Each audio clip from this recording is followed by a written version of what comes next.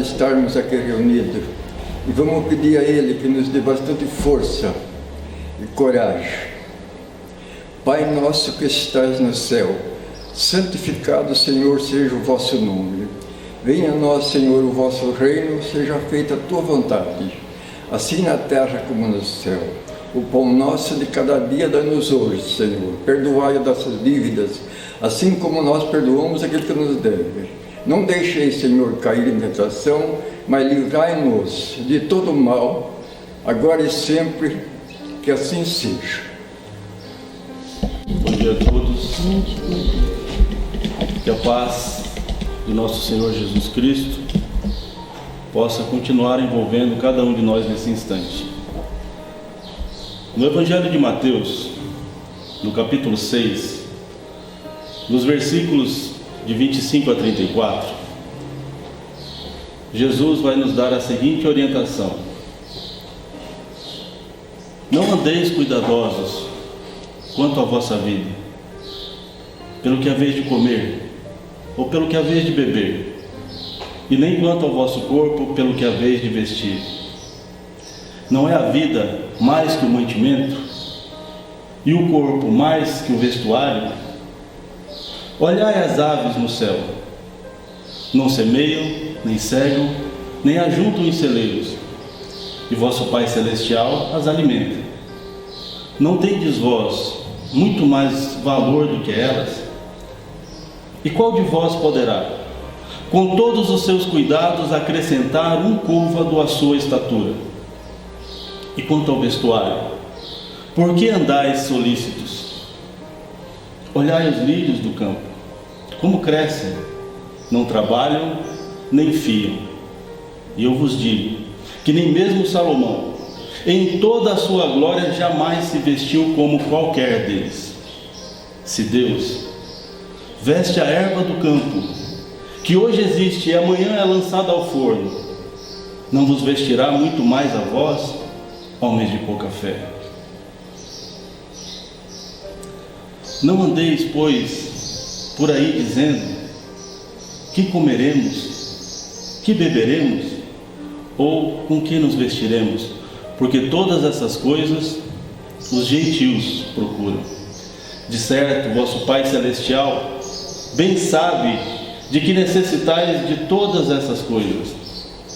Mas buscai primeiro o reino de Deus e a sua justiça, e todas essas coisas vos serão acrescentadas. Não andeis inquietos pelo dia de amanhã, porque o dia de amanhã cuidará de si mesmo. Basta a cada dia o seu mal. Nessa passagem, Jesus nos orienta, pedindo para não andarmos cuidadosos, não andarmos inquietos com o dia de amanhã, porque Deus, nosso Pai, sabe de tudo que necessitamos. Ele diz que as pessoas que andam constantemente preocupadas com o dia de amanhã são pessoas de pouca fé. Essas preocupações que temos pensando no que nos acontecerá amanhã, criam em nós um estado de espírito que nós conhecemos como ansiedade. Então, uma das características do ansioso é que ele tem pouca fé. Mas além da fé, uma outra virtude que falta para o ansioso é a paciência. E talvez a paciência seja a virtude que mais falte para o ansioso. Porque o ansioso, ele quer agora, ele quer saber agora. O ansioso quer ver o resultado agora. O ansioso quer entender o que vai acontecer agora. Ele não pode esperar, porque ele não tem paciência para esperar. Nós podemos até dizer que a paciência é quase o contrário de ansiedade. Quanto menos paciência, maior é a ansiedade. Então, a nossa proposta hoje é justamente fazer uma reflexão sobre essa virtude, paciência. Mas nós não temos a pretensão de tentar ensinar como adquirir paciência, porque todos nós aqui somos estudantes nessa escola terrestre, e eu confesso que também sou necessitado. que também tenho necessidade de aprender a aprimorar a paciência em mim mesmo. Por isso, o objetivo da nossa reflexão hoje é elencar alguns ensinamentos que os benfeitores espirituais nos trouxeram através da literatura espírita, falando sobre a paciência, para que esses ensinamentos nos sirvam de alerta, para que esses ensinamentos nos sirvam de motivação, para que esses ensinamentos nos ajudem a nos manter vigilantes nas horas de dificuldades, nas horas de aflições, a fim de que nós não percamos as oportunidades de aprendizado que a providência divina coloca em nosso caminho durante a encarnação. No ano de 2019, uma reportagem do jornal Estadão trouxe algumas estimativas divulgadas pela Organização Mundial da Saúde, que dizia, entre outras coisas, que o Brasil é o país com a maior taxa de pessoas com transtorno de ansiedade no mundo, e o quinto em casos de depressão. Nessa mesma reportagem, a OMS também dizia que no Brasil 9,3% das pessoas têm algum transtorno de ansiedade. Por que algum transtorno? Porque existem vários tipos de transtorno de ansiedade. E dizia também que a depressão afeta 5,8% da população brasileira. Nessa mesma reportagem, especialistas, psiquiatras, afirmaram que a ansiedade pode levar à depressão. E a OMS, também na mesma reportagem, informou que a depressão é a principal causa de mortes por suicídio no mundo. Ou seja, ansiedade não é brincadeira. Ansiedade não é bobagem. Não foi à toa que nosso Senhor Jesus Cristo teve a preocupação de nos alertar há 2000 anos atrás. Nessa passagem que nós citamos no início, Jesus o tempo inteiro nos alerta sobre a ansiedade, quando Ele pede para não andarmos cuidadosos, para não andarmos inquietos. Fica muito claro quando Ele diz: não vos inquieteis pelo dia de amanhã, porque o dia de amanhã cuidará de si mesmo. Basta a cada dia o seu mal. Nessa passagem, Jesus também pede para acreditar em Deus, para ter fé, porque Deus, nosso Pai, sabe de todas as coisas que necessitamos. Então, nessa reportagem, a OMS nos diz que praticamente 1 em cada 10 brasileiros tem algum transtorno de ansiedade. Mas é claro que esse transtorno não é uma ansiedade qualquer. É um quadro de ansiedade intensa que, pela gravidade, é qualificada como uma enfermidade incapacitante. Mas vamos ser sinceros. Quem pode dizer que não tem momentos de ansiedade com certa frequência? Quem de nós pode dizer hoje que não tem momentos de ansiedade com certa frequência? Talvez a ansiedade que nós sintamos, a maioria de nós pelo menos, não seja tão grave a ponto de ser qualificada como doença. Mas quem é que pode dizer que não tem ansiedade em certos momentos?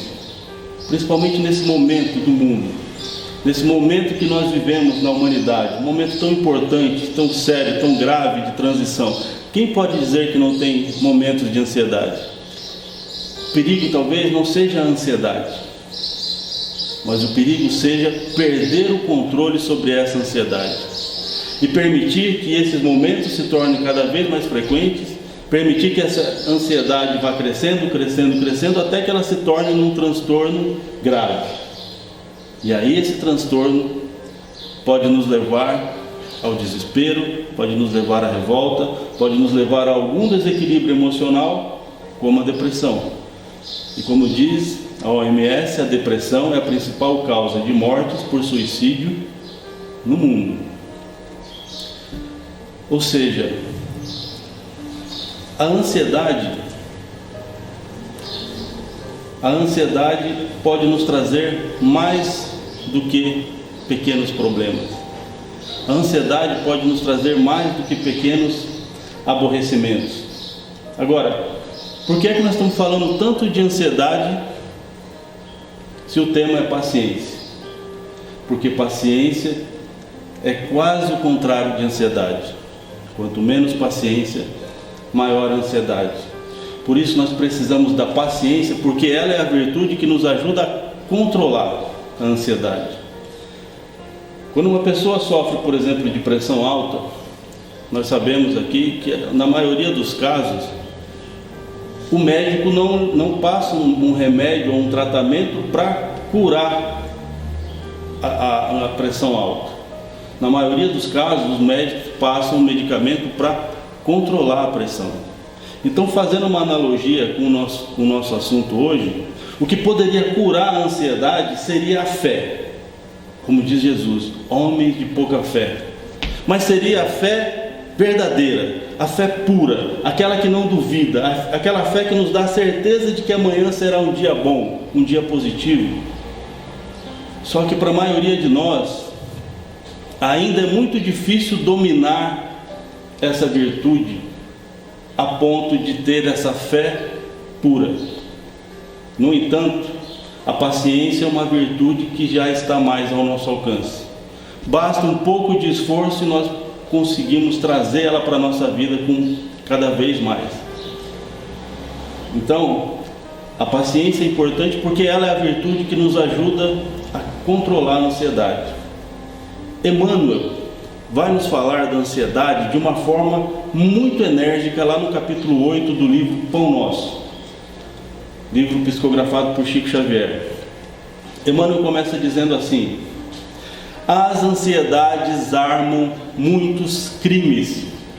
Então vamos observar as palavras de Emmanuel. Ele já começa no plural, as ansiedades, porque ele sabe muito melhor que todos nós que não existe só um tipo de ansiedade.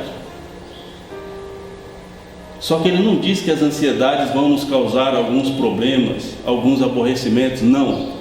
Ele já utiliza uma palavra muito mais forte: as ansiedades armam muitos crimes. Então vejam como Emmanuel trata o assunto, com que seriedade, com que gravidade Emmanuel trata o assunto. E ele termina essa frase no mesmo tom. Ele diz assim: as ansiedades armam muitos crimes e jamais edificam algo de útil sobre a terra. Ou seja, as ansiedades são muito perigosas e elas jamais fazem alguma coisa boa. Depois ele diz assim: invariavelmente o homem precipitado conta com todas as probabilidades contra si. Ou seja, invariavelmente quer dizer o quê? Sempre o homem ansioso, que é precipitado, vai contar com todas as chances contra si. Ou seja, o ansioso ele vai tomar a decisão errada, ele vai fazer a escolha errada, provavelmente ele vai trazer mais problema para a vida dele.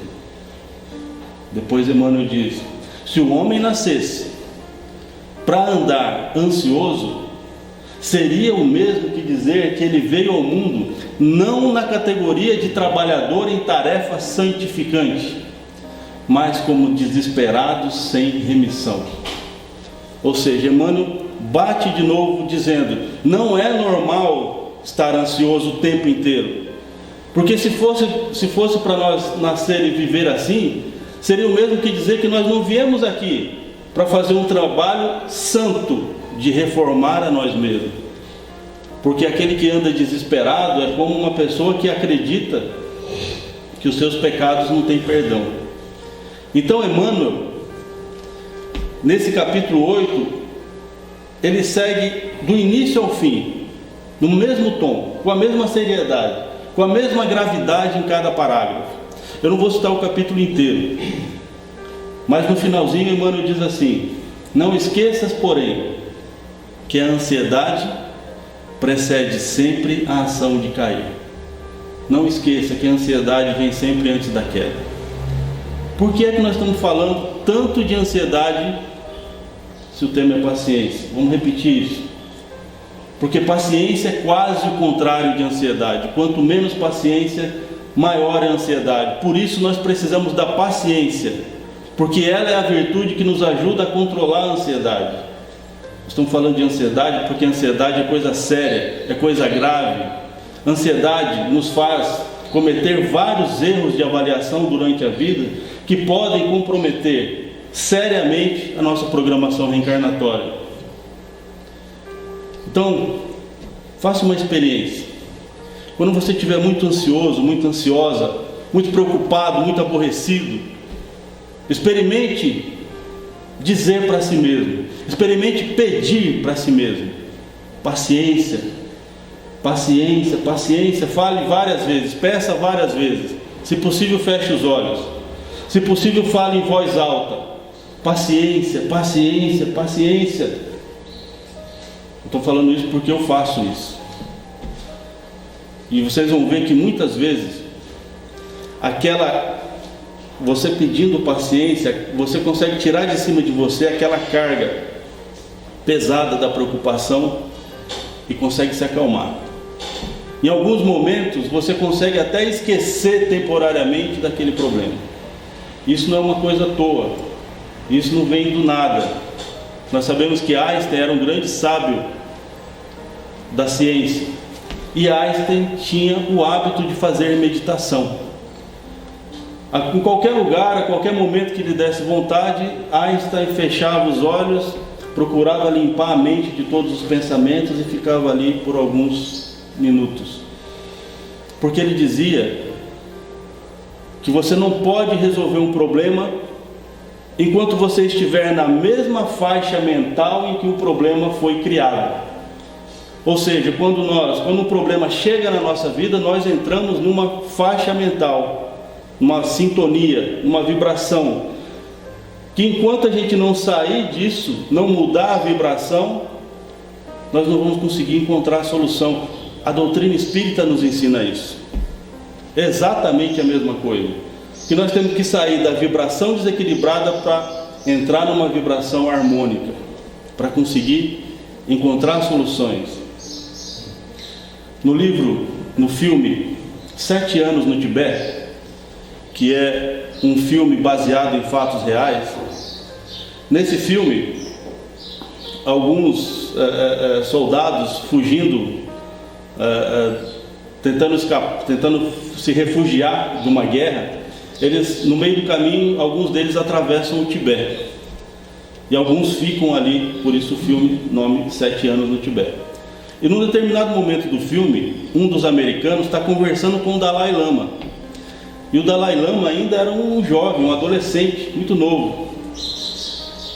E o americano está admirado com aquela paz, com aquela tranquilidade do Dalai Lama, porque exatamente naquele momento o Tibete estava sendo invadido por um país inimigo. E o Tibete é um país pacífico, eles não se preparam para a guerra. Eles estavam até resistindo até certo ponto, mas sabiam que seriam dominados. Era uma questão de tempo. E o americano está ali conversando com o Dalai Lama, admirado com aquela paz, com aquela tranquilidade, mesmo atravessando essa situação. Então o Dalai Lama lhe dá um ensinamento. Ele diz assim: se o problema tem solução, não temos por que nos preocupar com ele. Agora, se um problema não tem solução, de nada adianta nos preocupar com ele. Ou seja, se o problema tem solução, não temos por que nos preocupar, porque a solução vai aparecer. Agora, se um problema não tem solução, de que adianta ficar preocupados? Então, ele nos dá uma lição de que em todos os momentos ele conseguia se manter em paz, tranquilo, em harmonia, não deixava nada lhe abalar. E a doutrina espírita ensina isso para a gente também. Nós vamos ver em vários livros, vários mentores diferentes tentando nos ensinar a manter a paz dentro de nós. Quando eu conheci a doutrina espírita, eu tinha 20 anos de idade. Isso já se passaram quase 30 anos. A pessoa que me apresentou a doutrina espírita era uma pessoa que tinha muito bom conhecimento da doutrina. Já tinha lido os livros da codificação, já tinha lido vários livros da doutrina espírita, já tinha participado de grupos de estudo, enfim. E essa pessoa me dava muitos ensinamentos, principalmente nos primeiros meses, quando nós tivemos mais proximidade. E uma vez essa pessoa me contou uma história que tinha um ensinamento. Eu nunca esqueci da história e nem do ensinamento. E agora que eu vou contar para vocês, é possível que alguns de vocês também nunca mais esqueçam nem da história nem do ensinamento, pelos mesmos motivos que eu não esqueci. Vocês já vão entender. Então essa pessoa me disse assim: Ardinal, os benfeitores espirituais nos dizem que uma encarnação é mais ou menos como se nós fôssemos colocados dentro de uma sala fechada, toda fechada, que não tem nenhuma janela e que só tem uma porta, e essa porta está trancada à chave. E nós passamos a encarnação inteira tentando abrir essa porta. Na maioria das encarnações, nós colocamos tanta atenção nessa porta, que nós não temos nem a curiosidade de olhar ao nosso redor para saber como é o ambiente em que nós fomos colocados. Para saber se a sala é grande, se a sala é pequena, se a sala está vazia, se a sala está mobiliada, se ela está mobiliada, o que tem dentro dela. Porque nós colocamos toda a nossa atenção naquela porta. Aquela porta representa o nosso problema naquela encarnação. Aquela porta representa o nosso problema existencial daquela encarnação. E nós acreditamos que a solução do nosso problema existencial está depois da porta. Nós acreditamos que abrindo a porta, depois dessa porta nós vamos encontrar várias respostas que agora nós não temos. Mas nós estamos enganados. Porque a solução do nosso problema existencial não está depois da porta. A solução do nosso problema existencial é justamente o fato de encontrar a chave e usar essa chave para abrir a porta. Então observe, duas partes a solução do problema. Primeiro é encontrar a chave, depois efetivamente usar essa chave para abrir a porta. Mas então voltando, aí ele diz: o interessante, Ardinal, é que a maioria de nós, na maioria das nossas encarnações, nós não conseguimos abrir essa porta.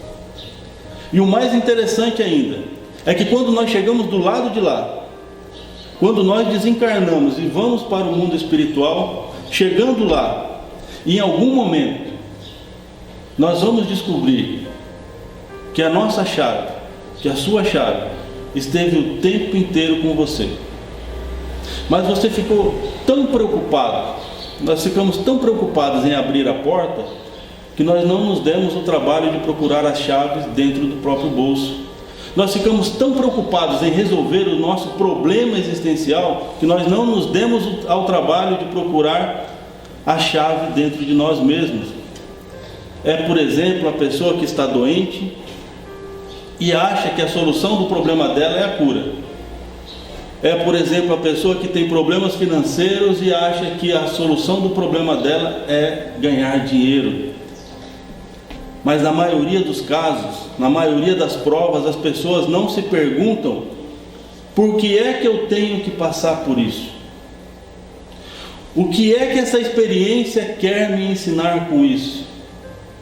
O que é que Deus está tentando me ensinar com essa provação? Então, é como se nós estivéssemos sempre procurando as respostas nos lugares errados. Foi por isso que eu nunca esqueci nem da história, nem do ensinamento. Porque já se passaram quase 30 anos que eu ouvi essa história, e ainda hoje, de vez em quando, eu me pego me perguntando: qual é a minha chave? Qual é a chave que eu preciso encontrar para me dar a paz que eu ainda não tenho? Não é difícil para a gente compreender que a maioria de nós não temos a mesma chave. Não precisamos da mesma chave. Por quê? A maioria de nós não temos o mesmo problema existencial. Mas durante todos esses anos, estudando, refletindo, eu aprendi algumas coisas. E uma das coisas que eu entendi é que muitas pessoas precisam de uma chave que é feita com um material chamado paciência. Outras pessoas precisam de uma chave que é feita com um material chamado paciência mais fé, paciência mais humildade. Eu aprendi que praticamente todos nós estamos aqui buscando uma chave feita com um material que é construído com alguma das virtudes ou com algumas virtudes para essa vida. O que me dá embasamento para acreditar nessa teoria é, como eu disse, tudo que eu estudei, as coisas que eu refleti, mas também porque dentro da literatura espírita tem uma história específica que fala exatamente isso. No livro Pontos e Contos, que é um livro psicografado por Chico Xavier e ditado pelo espírito de Irmão X, que nós sabemos que é o pseudônimo de Humberto de Campos, lá no capítulo 39, o Irmão X, Humberto de Campos, vai nos contar uma história da Leonarda, em que naquela encarnação dela, a chave para o sucesso do programa reencarnatório dela era a prática da paciência. Isso fica muito claro na história. Eu não vou ler a história inteira por conta do tempo, mas eu vou procurar fazer um resumo dessa história para que a gente possa entender. Nós sabemos que as histórias contadas na literatura espírita são histórias verdadeiras.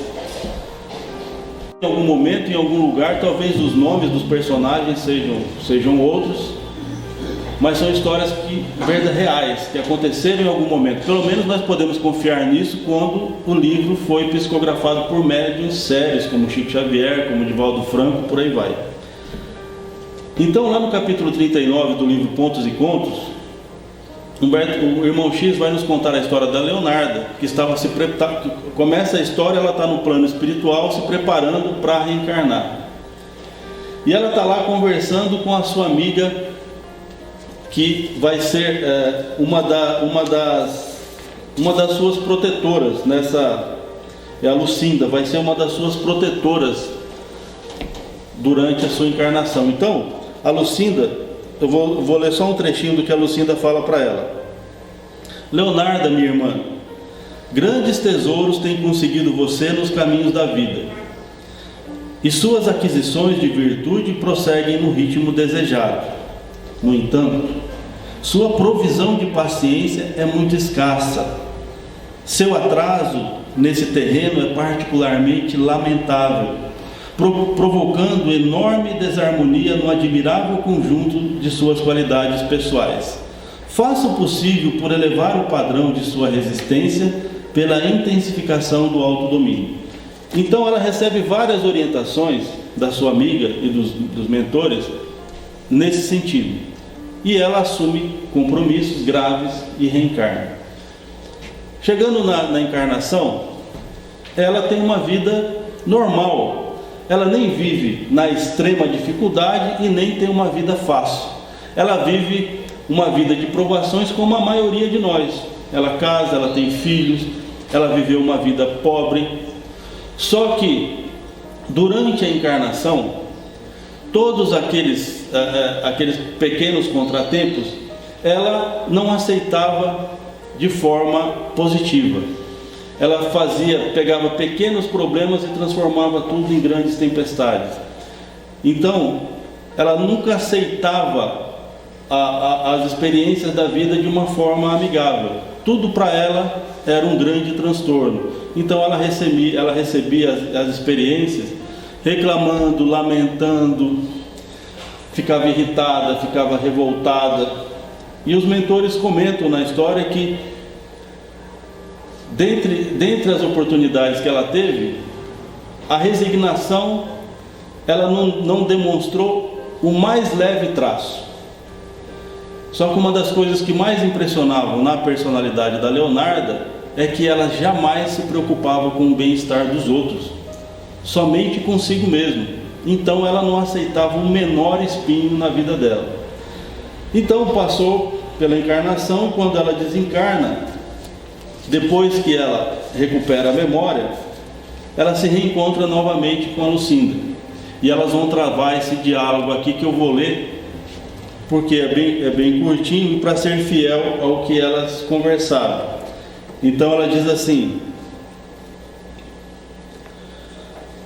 a Lucinda diz a ela, certo? É lamentável tenha você demorado tanto tempo na oficina sem melhorar a obra. Como assim? Indagou a Leonarda assombrada.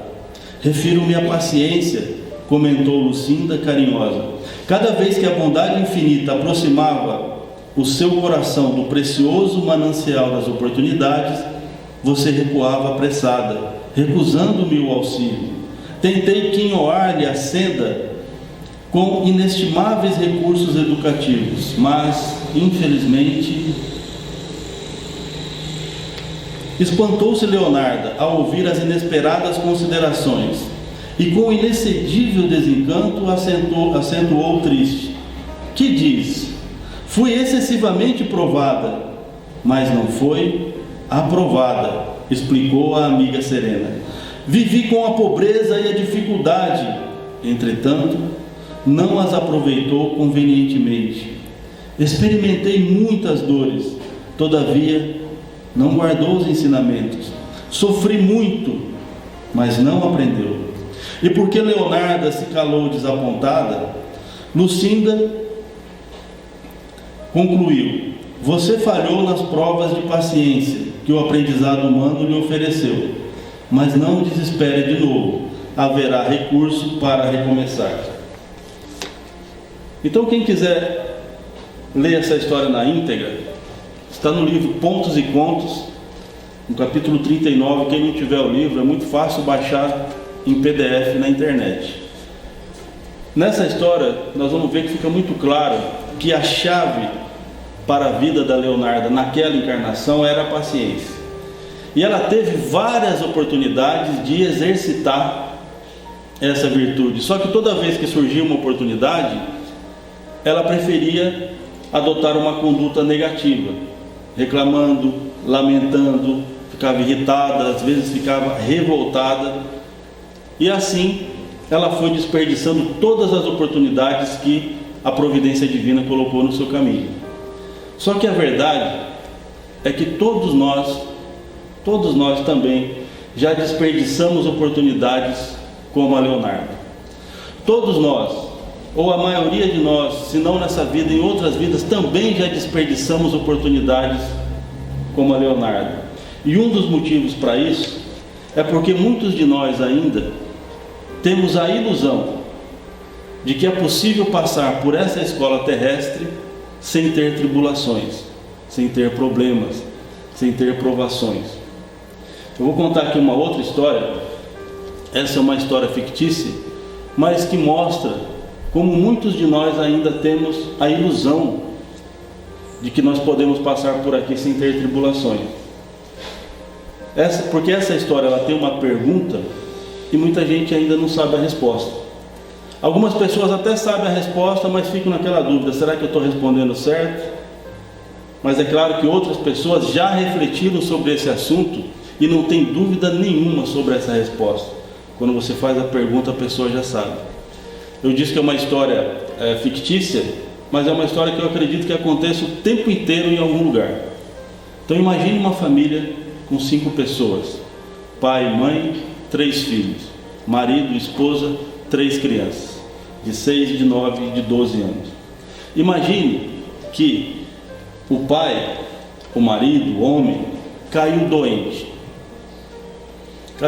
de cama, impossibilitado de fazer qualquer coisa.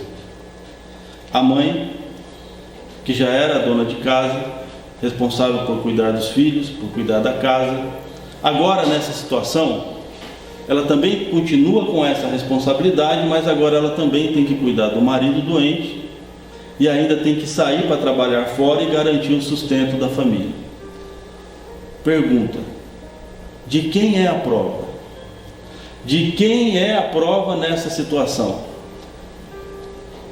Vamos modificar a simulação.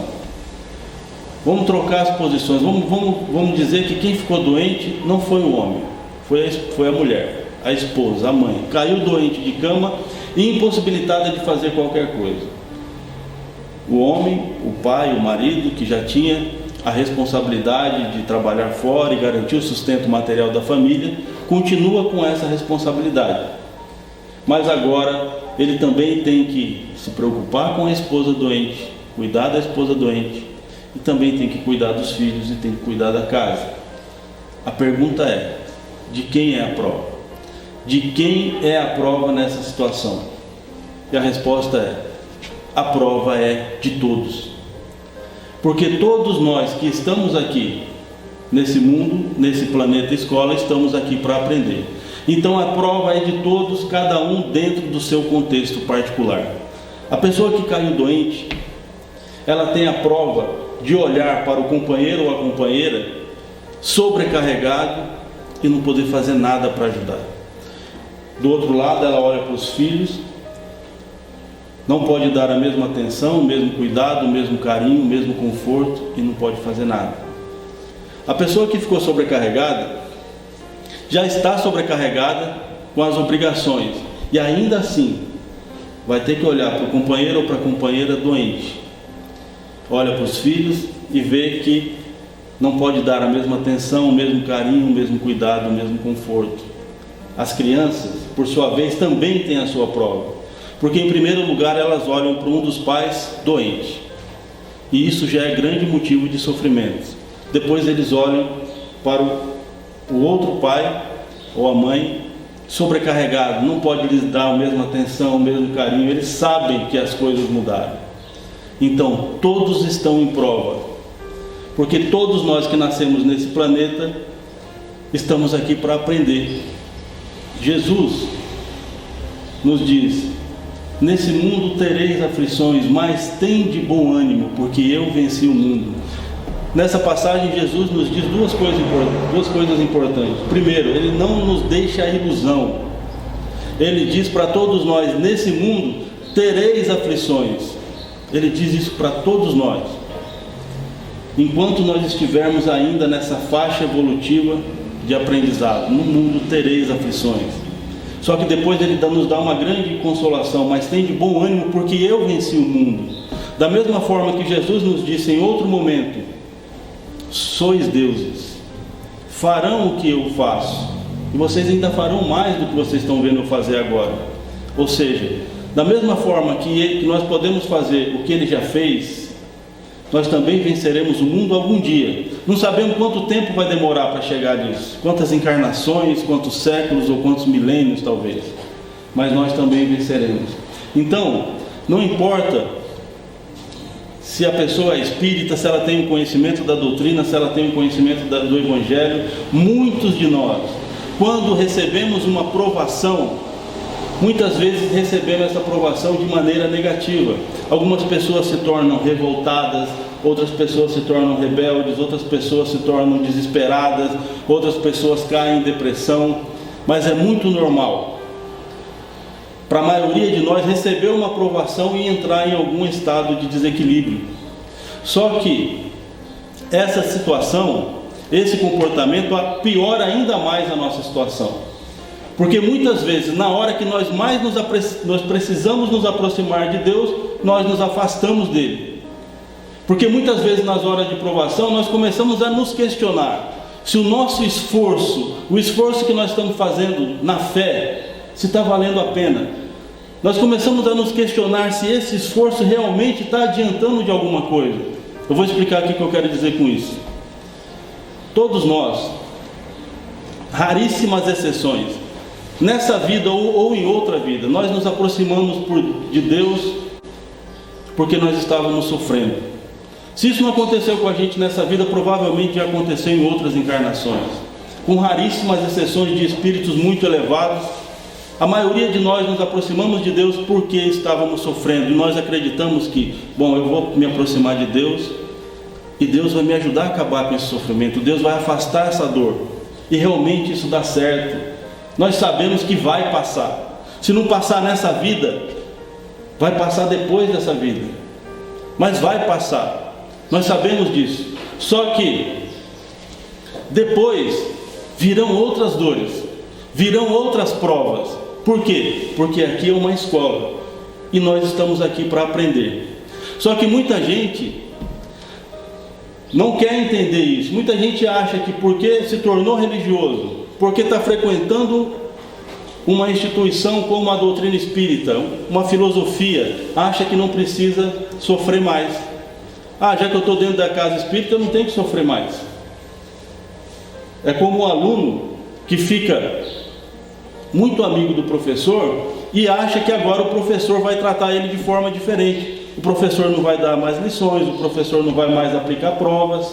Ora, se o professor quer que o aluno aprenda, ele tem que dar as lições e tem que aplicar a prova para testar o conhecimento. Só que muita gente começa a questionar: ora, de que adianta eu estar dentro da casa espírita? De que adianta eu fazer orações, eu ler o Evangelho, eu assistir palestra, eu participar dos trabalhos, eu ajudar numa atividade social? O que adianta? A minha vida parece que só piora, a minha vida parece que cada vez está mais complicada.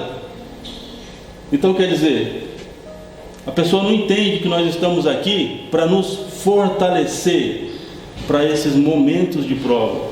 Nós estamos aqui dentro para nos preparar a ponto de ter mais chances de ter sucesso durante essas provações. Nós não estamos aqui para Deus nos livrar das provas, elas virão. Só que muita gente não quer entender isso. Eles acham que porque estão aqui dentro, não, agora eu não tenho que sofrer mais, eu não tenho que passar por provas. E aí é a hora que muita gente se afasta da casa espírita, outros se afastam da doutrina espírita e outros se afastam até de Jesus. Por que isso acontece? Porque nós deixamos a nossa conexão com Deus enfraquecer. Nós deixamos a nossa ligação com Deus enfraquecer. Deus está sempre ligado a nós, e nós estamos sempre ligados a Deus. Só que em muitos momentos nós bloqueamos a nossa ligação com Deus pelo pensamento, porque nós começamos a pensar: Deus não está preocupado comigo, Deus não está vendo o meu sofrimento, eu me esforço tanto, eu faço tantas coisas, tudo que me pedem para fazer eu faço, eu leio o Evangelho, eu estudo, eu trabalho, e Deus não está vendo o meu sofrimento, Deus quer me punir, Deus quer me castigar. Então a pessoa entra nesse estado mental e se afasta. Por que isso acontece? Porque nós deixamos a nossa conexão com Deus enfraquecer. Então nós precisamos continuar nos realimentando. Precisamos continuar nos realimentando. Eu vou explicar o que eu quero dizer com isso. Os especialistas nos dizem que quando nós recebemos uma informação, essa informação ela fica repercutindo dentro da nossa memória por aproximadamente 72 horas. Ou seja, se você ouviu alguma coisa aqui hoje que você achou interessante, essa informação vai ficar na sua memória por aproximadamente 3 dias. Depois disso, essa informação ela começa a deixar de ser relevante. Você vai esquecendo e periodicamente, esporadicamente, você vai lembrar dessa informação em algum momento. A mesma coisa acontece com a gente em questão de fé. Tem dias que nós estamos energizados, magnetizados, nós estamos nos sentindo muito bem, com muita fé, com muita disposição, olhando a vida com otimismo, olhando a vida de forma positiva, acreditando que tudo vai dar certo, aceitando a vida como ela é. Passam 3, 4 dias, volta a nossa rotina. E a rotina da maioria de nós é o quê? Pensar em problema. A maioria de nós temos a rotina de pensar nas dificuldades, remoer as mágoas passadas, remoer problemas passados. E aí nós voltamos ao desânimo, nós voltamos à tristeza, nós voltamos à irritação, nós voltamos à ansiedade, nós voltamos à inquietação. Ou seja, nós esquecemos, passou 3, 4 dias, passou aquela motivação. Por isso, nós precisamos continuar nos realimentando. Mas continuar nos realimentando de quê? Precisamos continuar nos realimentando de Deus. Precisamos continuar nos realimentando de Jesus, do Evangelho de Jesus. Precisamos continuar nos realimentando do bem, não uma vez por semana, mas várias vezes por semana.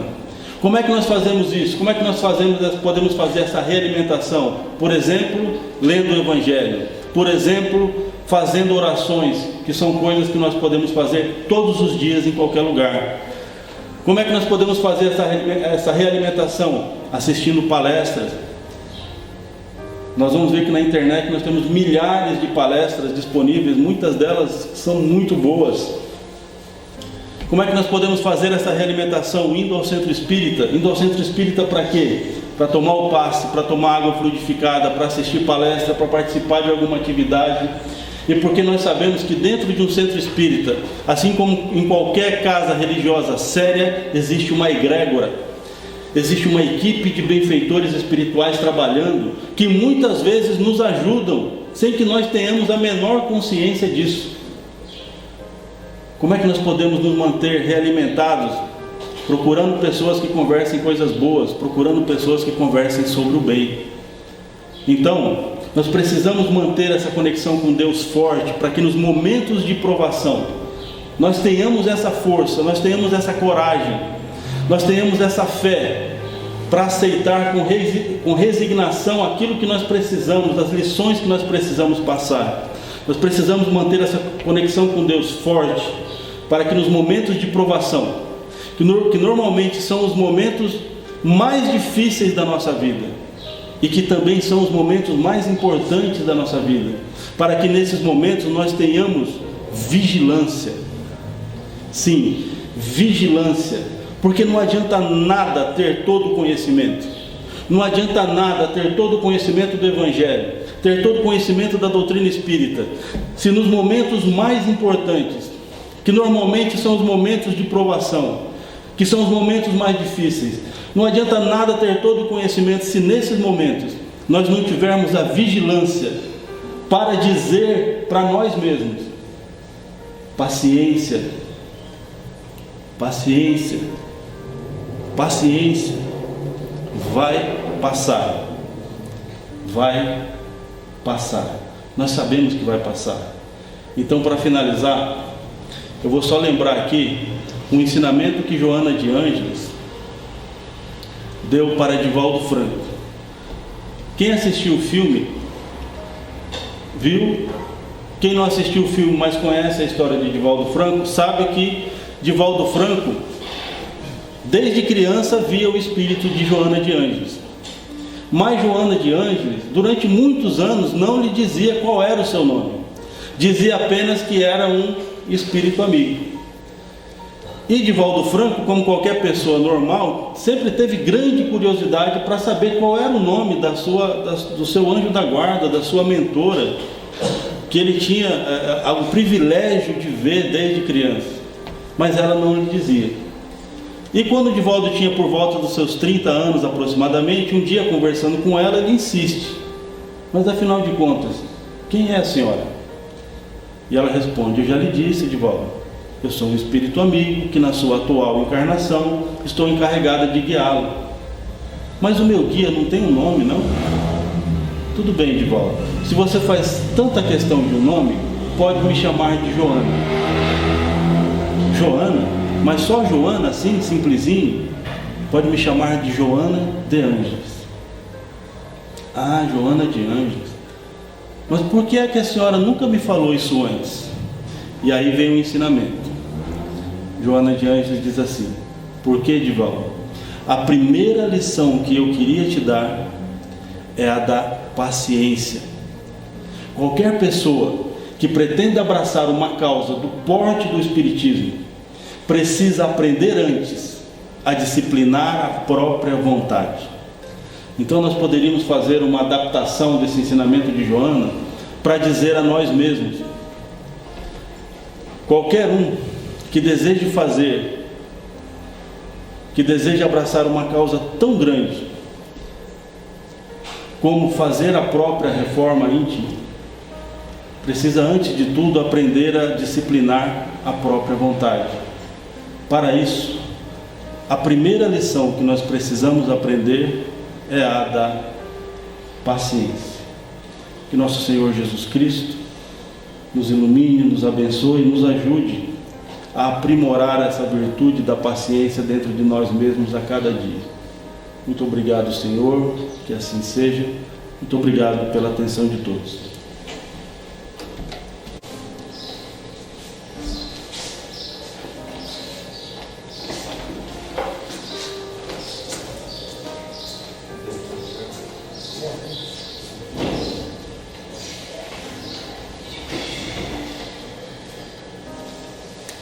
Amigos, o Ordinal trouxe uma palavra-chave aqui para todos nós: vigilância constante.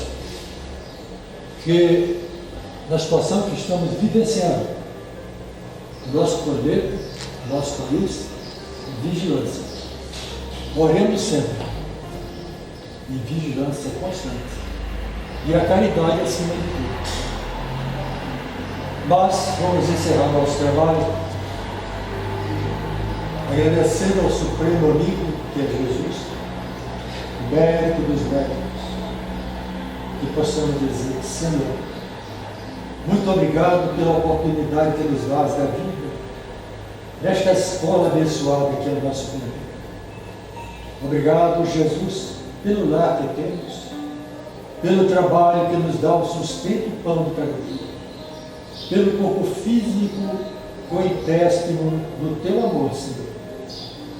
Lembrando também, Jesus, daqueles que se encontram no leito dos hospitais, nos presídios e nas penitenciárias, as crianças órfãs, aos velhos nos asilos, a esta casa que nos recebe, Senhor, aos amigos espirituais que nos dão suporte no nosso dia. Que a tua paz, o teu amor e a tua misericórdia possa envolver também a nossa pátria, o coração do mundo que é a pátria do Evangelho. E que a tua paz permaneça por todos, hoje e sempre. Que assim seja. Muito bem.